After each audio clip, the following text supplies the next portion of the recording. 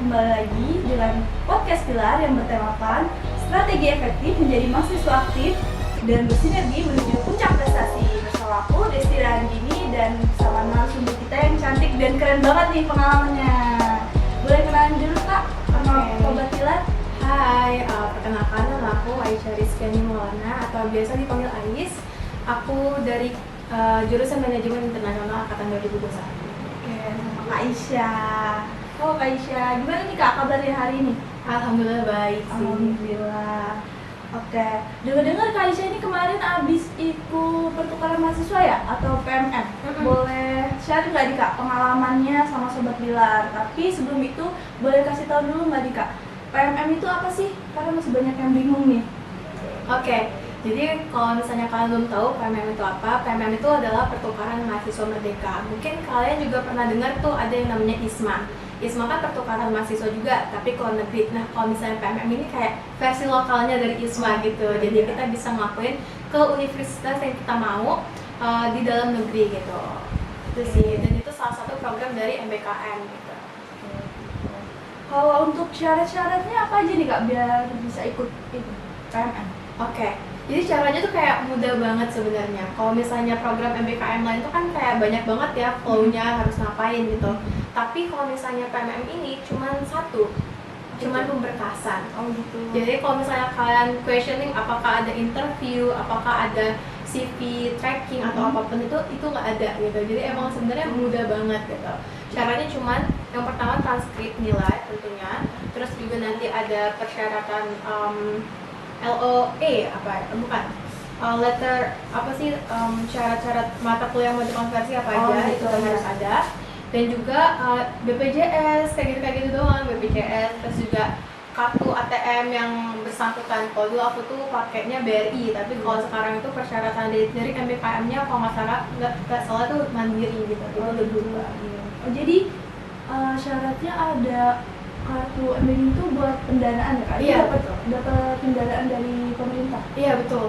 Jadi kemarin itu kalau nggak seingat aku dapatnya 1,5 ya. Itu untuk per bulan, tapi dikasihnya itu cuma di dalam 2 termin. Maksud 2 termin itu adalah 3 bulan sekali gitu. Oh, jadi sekaligus gitu dikasihnya. Tapi untuk PMM 4 yang semester ini itu naik. Oh naik? Iya, naik jadi 1,8 gitu, kayak lumayan kan, naik 300.000 gitu kan. Banget ya.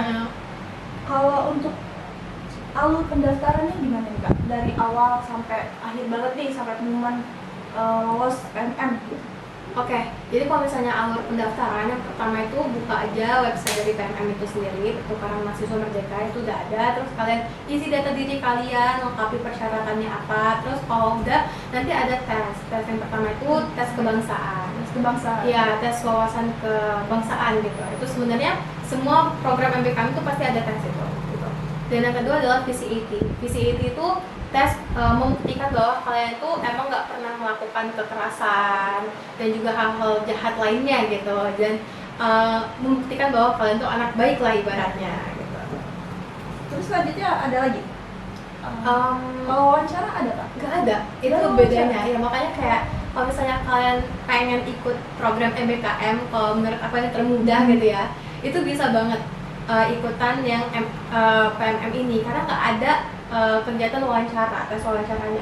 Dan lagi kalau misalnya kalian ikut ISMA, itu kan maksimal pilihan kampus kalau nggak salah di tahun itu ada 3 ya. Tapi kalau PMM itu ada 7. Wow, jadi bisa milih 7 kampus? Iya, jadi kalian bisa milih 7 kampus. Persyaratannya itu cuma 1. Yang pertama, kampus itu nggak ada di Sumatera, karena kita di Unila. Oh gitu. Iya. Jadi kalian bisa milih semua kampus yang ada di luar Sumatera gitu. Jadi nggak boleh satu satu pulau gitu sama kita. Jadi harus beda pulau kayak juga Jawa, Kalimantan. Iya gitu. Jadi kalian bebas untuk memilih kampus tersebut. Kalau untuk tahu informasi tentang PMM ini kita bisa tahu dari mana Kak? Atau dari IG atau dari web gitu? Oke, kalau misalnya informasi mungkin bisa di follow di Instagram PMM itu sendiri, ada namanya Pertukaran Mahasiswa Merdeka. Itu mereka selalu update gitu, kayak pembukaannya kapan, bahkan ada update pulangan kayak PMM yang sebelumnya pulangnya kapan gitu, itu lengkap banget di situ udah ada gitu. Jadi emang selalu update di situ aja sih. Berarti Sobat Pilar nih harus follow Instagram PMM nih ya, kalau mau ikut PMM, karena di sana udah lengkap banget informasinya. Oke, ada nggak nih Kak tips and triknya buat teman-teman atau sobat pilar yang mau ikut PMM? Oke, mungkin karena salah satu syarat yang accountable menurut aku tuh cuma di IPK gitu. Jadi menurut aku better di prepare lagi gitu IPK-nya. Walaupun di persyaratan itu IPK minimalnya 2,75, tapi kan kayak itu kan standar banget sih, kayak nggak kalau bisa itu jangan dong. Di atas 3,5 di atas 3,5. Kalau apalagi kalau misalnya kalian pengen ke univ-univ yang tinggi gitu ya, kayak univ-univ favorit Indonesia itu at least 3,5 gitu. Supaya kayak ya terpandang sedikit gitu sih. Kalau kemarin Kaisha ini di universitas mana nih Kak? Oke, kalau kemarin aku kebetulan di Institut Teknologi Bandung. Wah, banget. Itu kan termasuk universitas favorit ya Kak? Alhamdulillah. Ya. Ada nggak nih Kak pengalaman yang paling berkesan? Pastinya ada kan? Dan boleh nggak nih Kak diceritain ke sobat pilar pengalamannya apa? Oke, kalau misalnya pengalaman dari segi pendidikan itu tuh aku benar-benar ngerasain kebetulan aku tuh di sekolah bisnis manajemen. Jadi kalau misalnya SBM ITB itu kata orang-orang itu swastanya ITB. Jadi kayak fasilitasnya itu cukup berbeda dengan fakultas-fakultas lain, dan aku berkesempatan untuk menikmati fasilitas yang dikasih gitu. Terus ada FYI sedikit, kalau misalnya di SBM ITB itu sering banget ada di company visit per mata kuliahnya. Jadi pas tuh aku pernah ikut company visit ke Paragon. Dari mata kuliah Creativity and Innovation.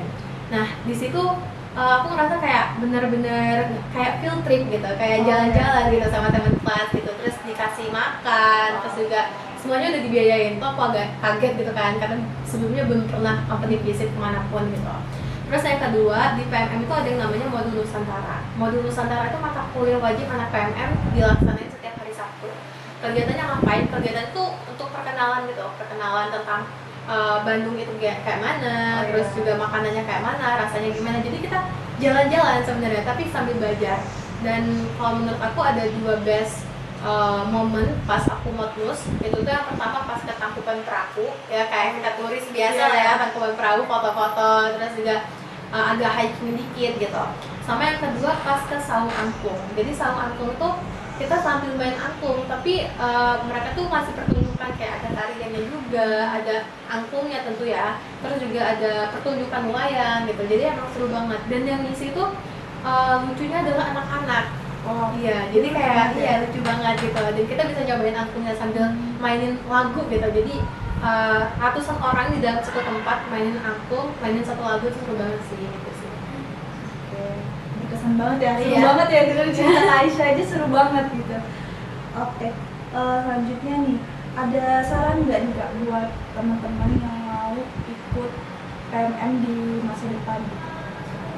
Oke, kalau saran dari aku sih yang pertama tentunya kan PMM itu kan dibuka dari untuk semester 3 kalau aku nggak salah ya, dari semester 3 itu, which is kalian baru masuk ke tahun kedua awal gitu ya. Dan karena semester 3 pasti transkrip yang kalian perluin itu transkrip dari semester 1 sampai semester 2 itu untuk persyaratannya. Jadi menurut aku tingkatin aja IPK, karena IPK itu benar-benar syarat utamanya. Terus yang kedua adalah aku nggak tahu sih apakah ini masuk penilaian atau enggak, tapi saat kita daftar ke PMM kita tuh wajib include sosial media kita. Sosial media kita terutama Instagram sih, Instagram, TikTok gitu kan. Jadi mungkin kalau udah diseleksi dari IPK, mungkin mereka ada seleksi lagi yaitu tracking sosial media gitu. Nah, saran dari aku coba mulai aja gitu sosial medianya dihidupin gitu, jangan kayak postingannya nol, at least ada postingan lah untuk nunjukin kok ya ini bener akun kamu gitu, sekecil itu. Aktif Iya, juga aktif gitu. Sama pemilihan kampus sih. Jadi pemilihan kampus tuh mungkin ada beberapa orang yang berpikir milih kampus dulu atau jurusan dulu ya. Kalau menurut aku milih kampus dulu. Milih kampusnya dulu. Iya, kampus ini. dulu. Menurut aku gitu. Karena apalagi kan kita nih maksudnya karena ini pilar, jadi kayak ini ada FEB gitu kan. Hampir semua kampus tuh ada FEB-nya gitu. Jadi better ngambil kampus dulu. Gitu. Dan ini agak sedihnya adalah pilihan kedua itu, kalau misalnya pilihan pertama kita udah di Pulau Jawa, dan kedua tuh harus di luar Pulau Jawa. Tapi pilihan 3 sampai 7 itu boleh balik lagi ke Pulau Jawa itu sendiri. Jadi kayak di ranking aja dari kampus yang emang rankingnya paling atas, terus ke bawah turun gitu. Jadi boleh milih banyak kampus, jadi nanti dari sarannya yang nentuin keterimanya di kampus mana betul. gitu ya. Oke Kak, segitu aja podcast kita hari ini. Terima kasih banget buat Kak Isya yang udah mau datang ke podcast Pilar dan nyempatin waktunya. Oke, terima kasih udah nyaksin terus podcast Pilar. Jangan lupa saksikan terus podcast Pilar selanjutnya. Terima kasih. Bye.